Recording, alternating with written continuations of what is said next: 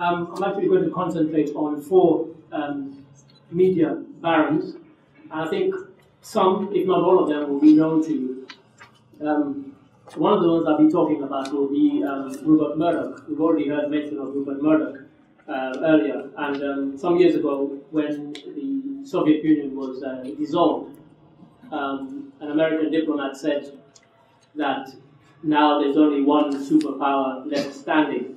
Of course, nobody had legislated for the rise in Chinese power at that time, because we're talking about, 20 odd years ago, when China didn't look like it was going to be the power that it is now. Well, similarly, in the world of media barons, I think nowadays people tend to think that there's only one media baron left standing, i.e. Mr. Rupert Murdoch of Sky Corp.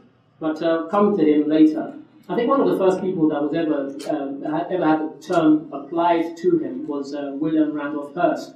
He was born in 1863, and by the time he was 23, he actually bought his first newspaper using money given to him by his father. That was the San Francisco Examiner.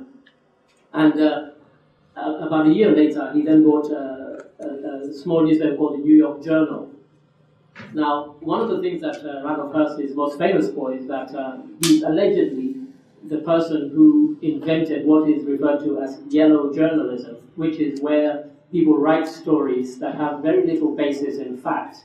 And one of the reasons that he got his editors to do it was because he felt that a lot of people who might be libeled or slandered in these stories probably didn't have the money to take them to court. And so, they could get away with it. And of course, if you think about newspapers at the time, we're talking about the sort of by then, the early 1900s, a lot of newspapers, they were kind of very old school, and they had sort of certain ethics.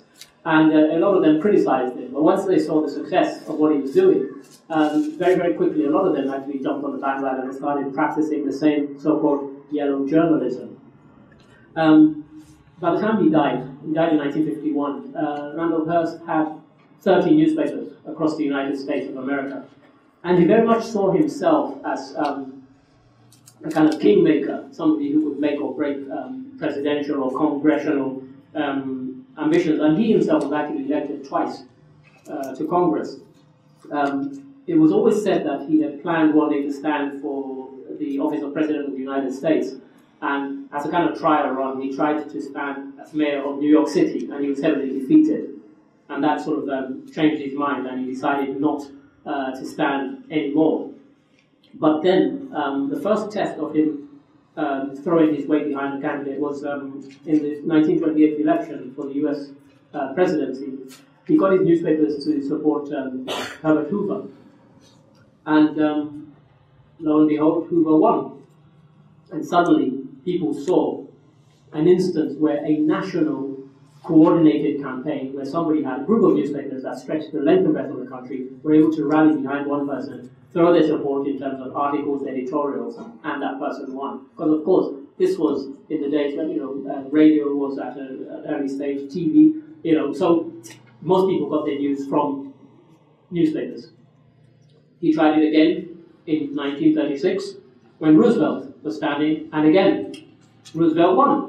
And so Randolph Hearst became very, very convinced that he was this kingmaker. But as I said, because of his own thwarted ambitions to become mayor of New York City, once that had failed,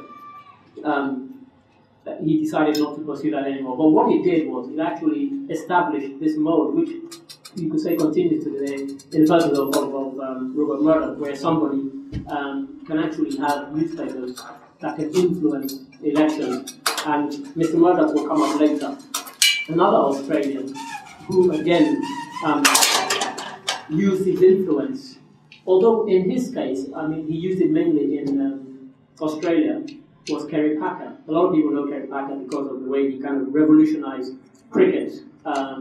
Certainly the one-day game took off in a major way because of his patronage of it and the amount of money that he was prepared to throw at it.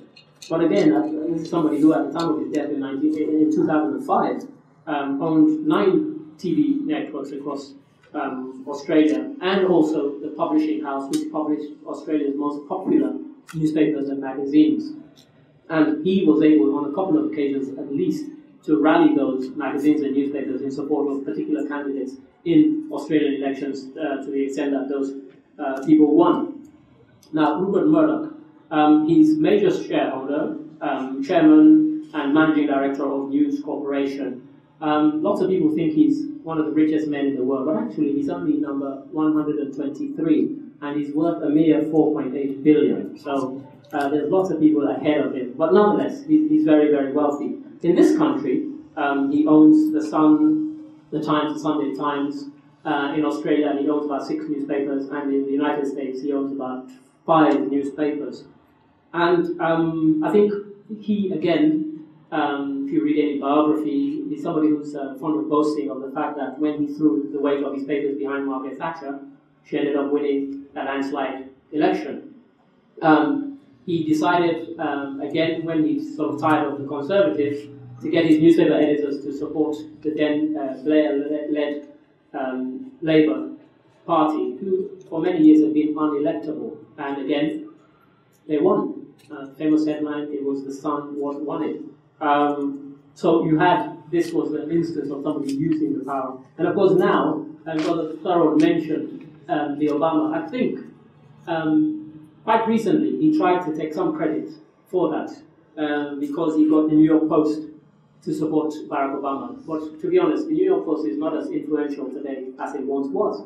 Nonetheless, it was a significant act when he decided to back Barack Obama. And one of the things that, of course, his newspaper showed in their continued support for Obama was when he and his wife bumped fists together, and Fox and other media outlets said this was a terrorist handshake.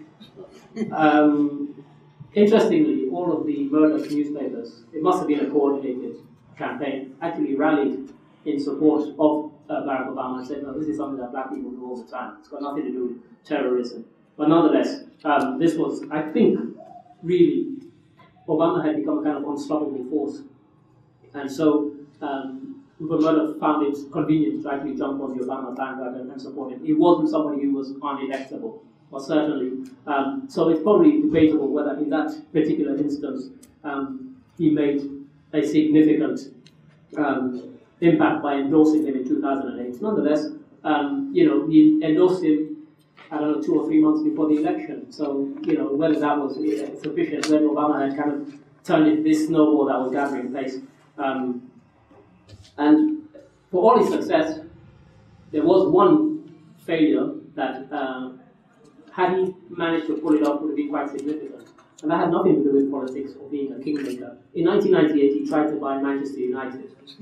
And the league forbade it because, of course, by then Sky were the people who were broadcasting the major number of Premiership clubs. And so he never got to do it. But one of the things is, and you have to wonder why, he's always encouraged his newspapers to be very, very strong critics of the BBC. And that's been there from day one in this country anyway, since he took over. He's still there, still going strong. He's got his various sons and daughters in various key positions. Come the day when he decides to step down, that they will be able to continue his legacy.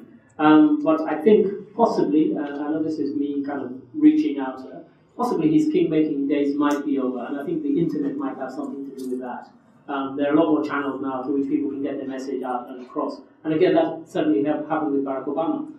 His people were able to galvanize people. I went actually to Washington for the, not boasting, but I had a ticket for the inauguration.